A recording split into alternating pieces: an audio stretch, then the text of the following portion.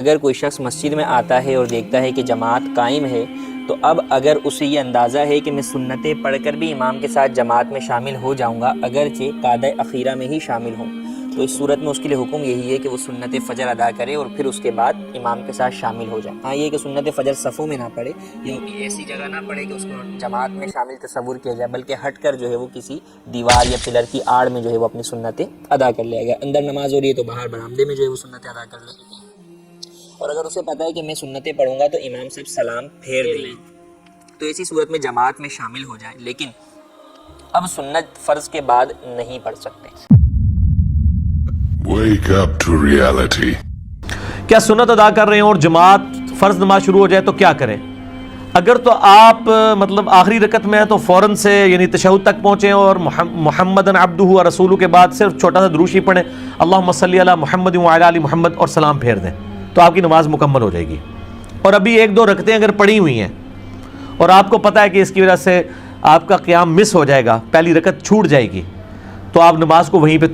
چھوڑ دیں اور پھر اس نماز کو دوبارہ لوٹا لیں،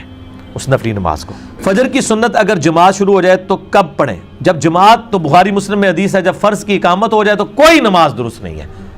ٹھیک ہے؟ تو آپ سنتے پھر نہیں پڑھ سکتے، آپ فرض نماز ہونے کے فوراً بعد پڑھ لیں۔ وہ ترمذی میں روایت موجود ہے، ترمذی والی سند تو کمزور ہے، البتہ صحیح ابن خزیمہ میں اور صحیح ابن حبان کے اندر موجود ہے کہ نبی علیہ السلام ایک دفعہ فجر کی نماز پڑھ کے نکلے تو ایک بندہ نماز پڑھ رہا تھا، آپ اس کے پاس کھڑے ہو گئے، جب سلام پڑھ کے پھیر کے فارغ ہوا آپ نے پوچھا یہ کیا پڑھا تم نے؟ کوئی کل سے جو ہے وہ فجر کی 4 رکعتیں پڑھنا شروع کر دے گا۔ اس نے کہا رسول اللہ میں نے فرض نہیں پڑھے، میری فجر سے پہلے جو 2 رکعتیں رہ گئی تھی نوافل سنت مؤکدہ میں وہ پڑھ رہا ہوں، تو آپ نے خاموشی اختیار کر لی۔ اسے کہتے ہیں حدیث تقریری، یعنی آپ کے سامنے ایک عمل ہوا، آپ سب نے خاموشی اختیار کر لی۔ یہ حدیث آپ کو مشکات میں بھی جو ہے وہ پہلی جلد کے اندر مل جائے گی، اس کے نیچے شیخ زبیر صاحب نے تحکیم بھی کی ہوئی ہے کہ ترمذی والی روایت کمزور ہے، لیکن چونکہ اس کی صحیح سند ابن حبان اور ابن خزیمہ میں موجود ہے لہٰذا اس کا متن بالکل ٹھیک ہے۔ فوراً بعد پڑھ لیں، اور اگر آپ سورج نکل کے پڑھنا چاہتے ہیں اس وقت بھی پڑھ لیں، لیکن یہ جو عوام میں مشہور ہے کہ جی اتنی دیر آپ مسجد میں بیٹھے رہیں گے، یہ تو فقہ حنفی میں بھی کہیں نہیں لکھا ہوا، یہ لوگوں نے مشہور کیا ہوا ہے۔ آپ گھر جا سکتے ہیں، اور اگر کوئی نہیں بھی پڑھتا گناہ گار کوئی نہیں ہے، بعد میں پڑھ لے، زور سے پہلے پڑھ لے، زور کے بعد پڑھ لے، 12 رکعتیں دن رات میں پوری کر لے۔ فرض نماز کی 17 رکعتیں ہیں، اس پہ میرا کلپ یوٹیوب کے اوپر رکھا ہوا ہے، وہ آپ دیکھ لیں۔ نماز تو فرض وہی ہے، 2 فجر کے، 4 ظہر، 4 عصر، 3 مغرب، 4 عشاء، باقی سنتیں تو ہیں مؤکدہ۔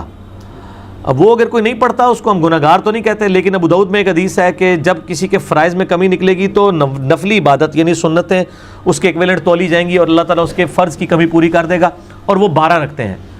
2 فجر سے پہلے، بخاری مسلم میں آئی ہیں، 2 فجر سے پہلے، 4 ظہر سے پہلے، 2 ظہر کے بعد، 2 مغرب کے بعد، 2 عشاء کے بعد، اور 3 وتر جو ہیں اس کے علاوہ ہیں، وہ 5 بھی پڑھ سکتے ہیں، 3 بھی اور 1 وتر بھی، لیکن عمومی عمل صحیح بخاری میں 3 وتر کا ہے، مسئلہ نمبر 130 میرا ریکارڈڈ موجود ہے۔ اس حوالے سے میرے کلپس چڑھے ہوئے ہیں فجر کی سنت کے اوپر، اوابین کے اوپر، اشراق کے اوپر، چاشت کے اوپر، جمعے کی رکعتوں کے اوپر، آپ کچھ بھی لکھیں، سعد انجینئر محمد علی مرزا لکھ دیا کریں تو میرا کلپ الحمدللہ اس حوالے سے کھل جائے گا۔ خدا جس نے کی